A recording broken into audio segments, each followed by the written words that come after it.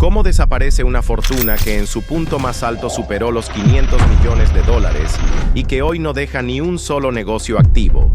Durante décadas, el apellido Onassis fue sinónimo de riqueza, poder y acceso ilimitado.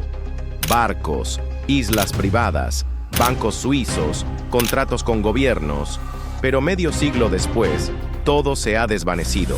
Ni empresas, ni sucesores en el mundo financiero. Solo una heredera lejana y un apellido que ya no abre ninguna puerta.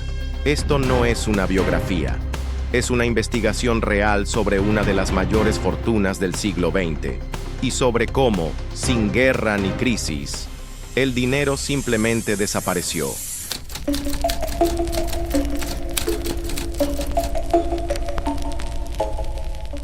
Dicen que las grandes fortunas no desaparecen de un día para otro. Pero la de los Onassis, sí. Durante más de 3 décadas, Aristóteles Onassis fue el símbolo absoluto del poder económico privado. Un magnate que movía millones por mar y tierra, que firmaba acuerdos con gobiernos enteros y que convirtió su nombre en sinónimo de riqueza, escándalo y ambición. Controlaba una de las mayores flotas navieras del mundo. Tenía cuentas cifradas en Suiza, propiedades en 3 continentes y una isla privada en Grecia donde celebraba fiestas con príncipes, presidentes y estrellas de ópera. Pero esa noche, la noche del 15 de marzo de 1975, todo ese imperio comenzó a apagarse, no con una explosión, sino con un silencio. Hospital Americano de Neuilly-sur-Seine, París. Una habitación privada, discreta, en el 3er piso. Allí, Aristóteles Onassis enfrentaba sus últimas horas. Le sirvieron sopa de pollo, agua mineral y puré. Apenas probó bocado. Su cuerpo estaba cansado, vencido por una neumonía que se complicó tras la muerte de su hijo Alexander. Pero sus ojos aún tenían ese brillo desafiante, el mismo con el que había humillado a banqueros, conquistado a María Callas y casado con Jackie Kennedy. Tenía 69 años, y en ese momento, más de 500 millones de dólares latían en silencio bajo su nombre, escondidos en fideicomisos, barcos, sociedades offshore y contratos secretos. Esa noche no hubo familia a su lado. Su hija Cristina no estaba en París. Viajaba desde Grecia y llegó horas después de su muerte. Durante años, su relación había sido tensa, distante, cargada de silencios y reproches. Onassis nunca fue el mismo desde la muerte de su hijo Alexander. Y Cristina tampoco. Jackie Kennedy, su esposa, tampoco estaba. La había abandonado tiempo atrás. Su papel como esposa terminó en una firma, y su presencia en el testamento, en una cifra.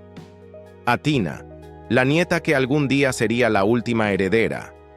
Ni siquiera había nacido, pero ya era, sin saberlo, la futura receptora de una fortuna que terminaría convertida en un campo minado. Mientras Onassis agonizaba en París, su isla permanecía en silencio. Las luces apagadas, los jardines cuidados por empleados que no sabían si serían despedidos. Ningún festejo, ningún testamento leído aún. A las 6 de la mañana del 15 de marzo de 1975, Aristóteles Onassis exhaló por última vez. Su muerte no fue escandalosa, fue clínica, rápida, inevitable, pero lo que vino después fue una batalla por el dinero, una guerra fría entre abogados, fideicomisos, herederos y traiciones. ¿Cuánto dejó realmente? ¿Y quién se lo quedó? ¿Por qué su hija terminó perdiendo gran parte del imperio?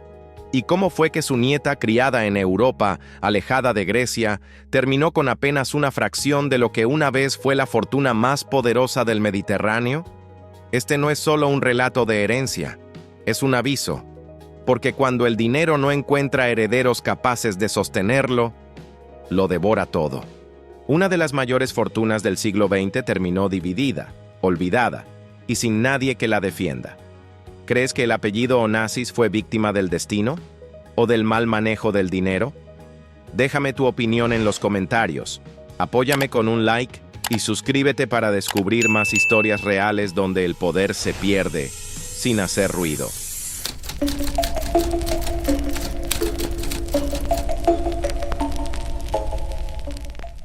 Cuando Aristóteles Onassis murió, dejó tras de sí mucho más que una fortuna. Dejó una bomba de tiempo legal, una red de intereses cruzados, pactos en papel y traiciones camufladas en cláusulas. Su patrimonio, en 1975, se estimaba entre 500 y 600 millones de dólares. En valor actual, ajustado por inflación, hablamos de más de 3.000 millones. Ese mismo año, Aristóteles Onassis figuraba entre los 5 hombres más ricos del mundo, según la revista Fortune, aunque su fortuna real era difícil de calcular. Él mismo se encargaba de mantenerla dispersa, confidencial y fuera del alcance de cualquier auditor. Esa cifra era tan grande que podía comprar islas, gobiernos o romper una familia. El testamento fue abierto en Atenas, en abril de 1975. Redactado por sus abogados suizos con precisión quirúrgica, contenía disposiciones en griego, francés e inglés. Y lo que debía ser una simple sucesión, desató una guerra silenciosa entre la sangre y la ley. ¿Quién heredó qué? Cristina Onassis, 55% de la fortuna. Era la única hija legítima. Recibió la parte más grande, pero no el control total. Su herencia incluía la flota naviera, compuesta por más de 60 buques petroleros y cargueros, acciones en compañías registradas en Panamá, Suiza, Grecia y Liberia, propiedades en París, Atenas, Nueva York, Montecarlo y Londres, cuentas cifradas en Ginebra y la isla de Escorpios, el tesoro más simbólico de su padre. Según los balances presentados en tribunales griegos, su parte fue valorada entre 250 y 300 millones de dólares netos. Fundación Alexander S. Onassis, 45% de la fortuna. Creada en memoria de su hijo fallecido, esta fue la decisión más controversial del testamento. Onassis canalizó casi la mitad de su fortuna a esta fundación filantrópica. Se registró en Liechtenstein, lejos de Grecia, lejos de Cristina, y fue administrada por un consejo independiente liderado por Stelios Papadimitriou, su abogado de confianza. Cristina lo vivió como una traición. No solo perdía dinero, perdía el legado que creía destinado para ella. Hoy, esta fundación sigue activa y maneja fondos millonarios, financia arte, cultura, arqueología, y sigue usando el apellido Onassis, sin herederos de sangre en su dirección. Jackie Kennedy, acuerdo prenupcial millonario. La viuda no fue olvidada, pero tampoco fue bienvenida en la sucesión. El acuerdo que firmó al casarse con Onassis en 1968 estipulaba que recibiría 26 millones de dólares, entre efectivo y propiedades, en caso de muerte. A cambio, renunció a cualquier derecho adicional sobre la herencia, y lo cumplió. Nunca peleó por nada más, ni por escorpios, ni por acciones. Se retiró con un cheque. Empleados leales, pensiones honoríficas. Onassis, que podía ser despiadado en los negocios, también fue generoso con su círculo íntimo. Su chofer personal, su secretaria, algunos capitanes de barcos y empleados domésticos recibieron pensiones de por vida. En total, destinó menos del 1% de su patrimonio a estos gestos privados, pero simbólicos, porque Onassis sabía muy bien a quién premiar y a quién dejar fuera. Una herencia con candados. Aunque Cristina era la heredera principal, no recibió poder absoluto. La mayoría de las empresas estaban registradas en paraísos fiscales con estructuras enredadas, holding companies en Panamá, fideicomisos en Suiza y Bahamas, cláusulas restrictivas en todas las decisiones clave. En el testamento, Onassis incluyó un punto preciso: Ciertas propiedades no podrán ser vendidas, disueltas ni transferidas sin la aprobación del Comité Ejecutivo de Fideicomisarios. Era su forma de seguir al mando, incluso desde la tumba. La bomba silenciosa. Cristina tenía apenas 25 años cuando se encontró con el legado de su padre, pero no era un regalo, era una carga monumental. Barcos que nunca navegó, bancos que le exigían garantías, abogados que trabajaban para el apellido, pero no para ella. El testamento que debía protegerla del caos, la sumió en él. Entre papeleo, demandas, restricciones y miedo constante a equivocarse. Su herencia era inmensa, pero su control, limitado, y su libertad, cada vez más pequeña. En el papel, era la mujer más rica de Grecia. En la práctica, era la prisionera más elegante del Mediterráneo.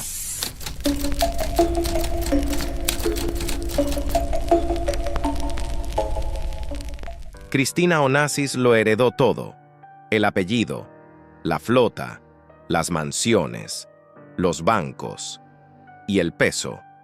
Un peso que ninguna joya pudo aliviar, ni el oro, ni los títulos, ni los aviones privados. Tenía 23 años cuando enterró a su hermano Alexander tras el trágico accidente de avioneta en 1973. 24 cuando perdió a su madre Tina Libanos, que murió repentinamente en su departamento de París. Y 25 cuando recibió la llamada que cambiaría su vida para siempre. Su padre, Aristóteles Onassis, había muerto. Era la última Onassis viva. Durante los siguientes 12 años, Cristina tuvo todo menos paz. Intentó administrar el imperio, pero los fantasmas eran más fuertes que los números. Vivió en exceso, amó con urgencia, gastó con rabia y murió en silencio, a los 37 años, sola en una bañera de Buenos Aires. ¿Cuánto dinero perdió Cristina? Los informes financieros y biografías coinciden. Su herencia fue dilapidada lentamente, pero sin retorno. Pasó de cerca de $300 millones en 1975 a menos de 150 millones netos al morir. Veamos cómo se desangró la fortuna. 1. Estilo de vida exorbitante. Mantenía residencias en París, Nueva York, Atenas, Londres, Ginebra y Buenos Aires. Cada casa tenía personal completo: choferes, chefs, escoltas, jardineros, mucamas, asistentes. Solo en nómina doméstica se estima que gastaba más de $100,000 mensuales. No repetía ropa. Compraba en casas de moda como Chanel, Hermès, Valentino. Pedía colecciones enteras, sin probárselas. Viajaba en jets privados. Tenía su propio avión y contrataba vuelos exclusivos por capricho o miedo. Se alojaba en suites presidenciales aunque tuviera mansiones en la ciudad. Segundo, divorcios y rupturas millonarias. Cristina se casó 4 veces. Solo el último matrimonio, con Thierry Roussel, terminó en una batalla legal por manutención, propiedades y tutela de Atina. Cada divorcio costó entre 10 y 20 millones de dólares, entre acuerdos prenupciales, indemnizaciones, bienes compartidos y manutención. En total, perdió entre 50 y 70 millones de dólares solo en rupturas sentimentales. Tercera, negligencia y abandono empresarial. A diferencia de su padre, Cristina no tenía formación ni interés real en los negocios. Delegó decisiones clave a abogados y corredores que priorizaron sus propios intereses. Vendió buques por debajo de su valor real. Disolvió sociedades sin consolidar activos. Mantuvo propiedades improductivas que acumulaban impuestos y gastos. Algunas fuentes afirman que perdió hasta un 40% del valor de su flota naviera por obsolescencia y mala gestión. ¿Cuánto quedaba al final? Cuando Cristina murió en noviembre de 1988, su fortuna bruta se estimaba en $250 millones. Pero tras impuestos sucesorales en Francia y Grecia, hasta un 40%, honorarios legales y contables, deudas personales y gastos pendientes, juicios abiertos con Russell. Solo quedaron entre 140 y 160 millones netos para Athina. Una fortuna, pero muy lejos del imperio original. Una herencia en disputa. Athina tenía apenas 3 años. Quedó al cuidado de su padre, Thierry Russell, un empresario francés con una nueva familia, una pareja sueca y un historial de escándalos. Cristina no confiaba plenamente en él, pero lo incluyó en la administración temporal de los bienes de su hija, junto con un comité de fideicomisarios griegos que representaban los intereses del apellido. El conflicto estalló cuando Athina creció. Russell acusó a los fideicomisarios de corrupción. Los fideicomisarios lo acusaron a él de intentar vaciar los fondos. Durante más de 15 años, la fortuna Onassis fue controlada por terceros y consumida por demandas, comisiones y desconfianza mutua. El imperio ya no existía. Cuando Athina cumplió la mayoría de edad, en 2003, no heredó un imperio, solo lo que quedó, un apellido que casi no usaba, un pasado que no entendía y una fortuna que ya no tenía barcos, ni oficinas, ni legado vivo. Scorpios cambió de dueño, la flota fue vendida, y lo que quedaba del imperio Onassis se dispersó sin resistencia. Si te está sorprendiendo esta historia, apoya este video con un like, compártelo con alguien que también crea que el dinero puede desaparecer, aunque tenga apellido.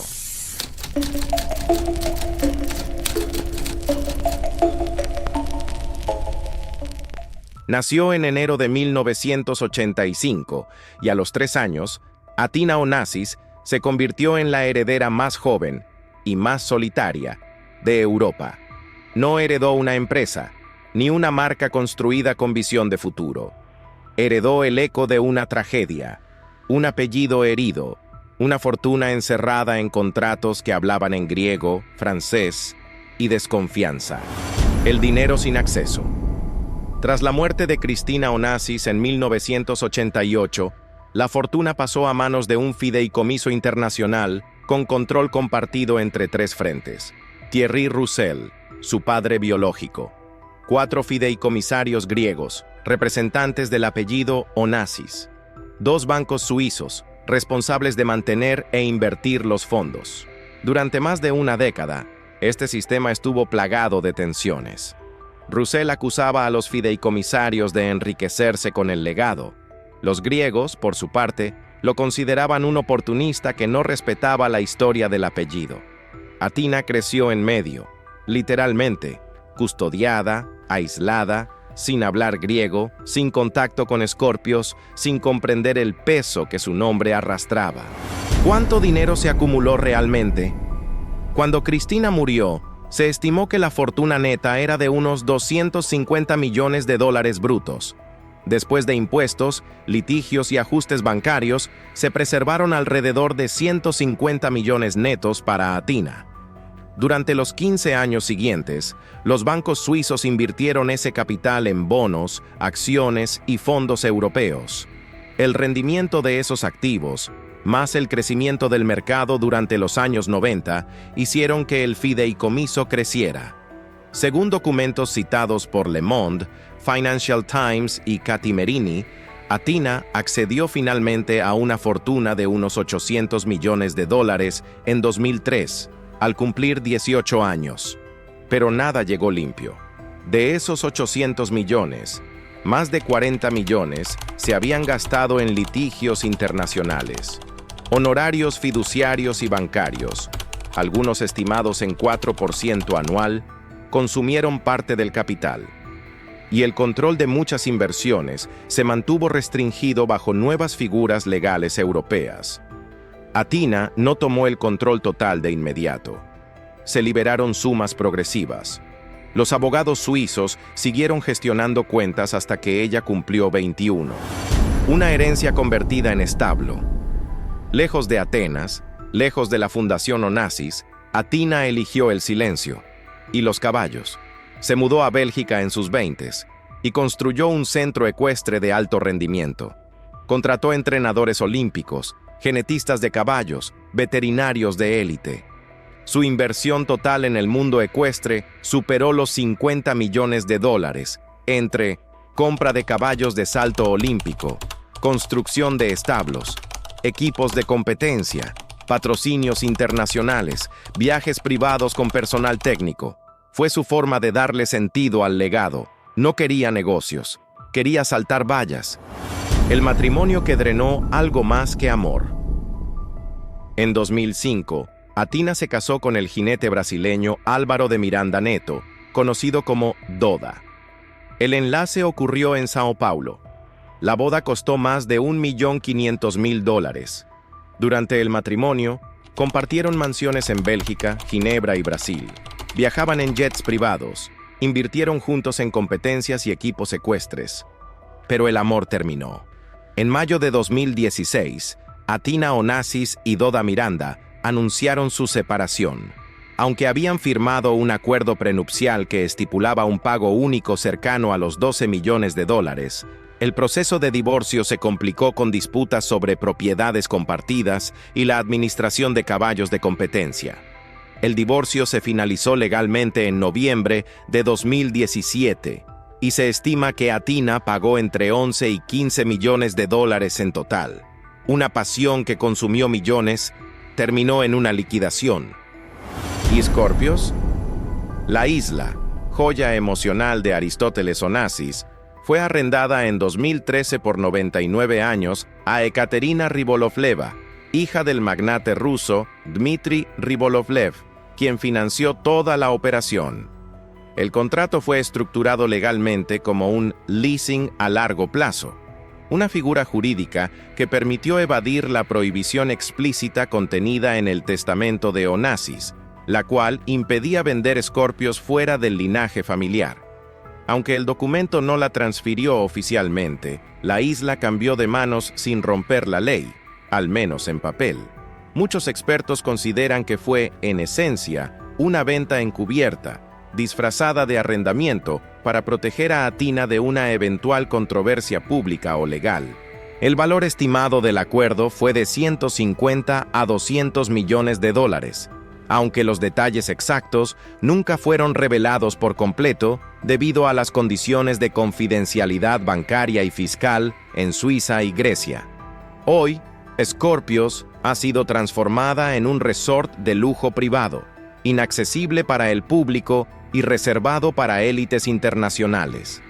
Athina no la visita, no tiene participación activa en el nuevo desarrollo, y su vínculo con la isla, la última pieza tangible del imperio Onassis, en la práctica ya no existe.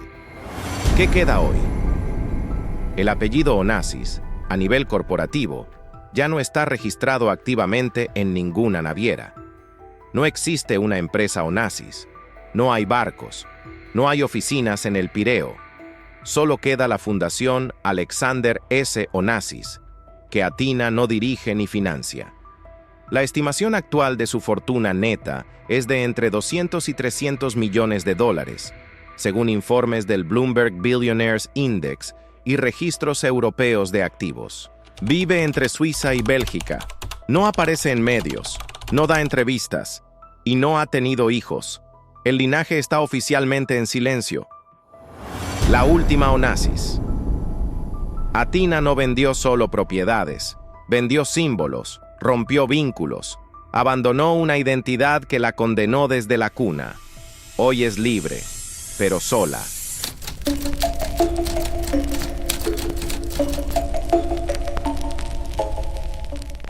Aristóteles Onassis nació entre lujos, pero antes de los 17 ya era un refugiado sin patria, sin fortuna y con el apellido reducido a cenizas.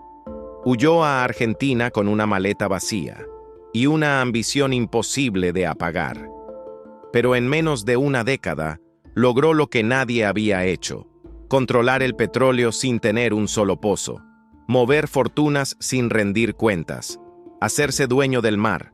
Fundó compañías en 4 idiomas, negoció con Churchill, sedujo a Callas y convirtió su nombre en una marca que inspiraba respeto o miedo. Pero no preparó a nadie para heredar su lugar. No dejó un manual, ni un linaje, ni una visión a futuro. Dejó barcos que nadie supo mantener, contratos que envejecieron en escritorios europeos, cuentas bancarias atadas a clanes legales que no compartían la sangre, ni la historia. Hoy, no queda ni una empresa Onassis activa. Scorpios ya no le pertenece. La fundación que lleva su apellido no lo representa. Y la única heredera que le sobrevive ha borrado su rastro. Athina Onassis ha optado por el silencio. No da entrevistas, no aparece en Grecia, nunca ha hablado públicamente de su familia. Y aunque legalmente conserva el apellido, renunció a usarlo como identidad pública o legado institucional. En 1975, Aristóteles Onassis murió con más de $500 millones bajo su control. Hoy, en 2025, su nieta conserva apenas un 10% de lo que alguna vez fue ese imperio. Y sin embargo, la cifra no es lo más doloroso. Lo que realmente se perdió fue otra cosa: el propósito. Porque una fortuna puede multiplicarse, un apellido puede sobrevivir, pero si no hay un legado que inspire, que sostenga, que prepare, entonces lo que queda no es riqueza, es vacío. ¿De qué sirve una herencia que no deja historia? ¿Vale la pena tenerlo todo si no hay a quien dejárselo? ¿Y si lo que llamamos fortuna fue desde el inicio una trampa disfrazada de éxito? El apellido Onassis fue sinónimo de poder. Hoy es apenas un eco. La fortuna Onassis fue símbolo de poder y terminó en silencio. Si esta historia te dejó pensando, apóyala con un like y suscríbete para más relatos donde el dinero no siempre significa legado. Gracias por ver hasta el final. Nos vemos en la próxima historia real, donde lo que se hereda también se pierde.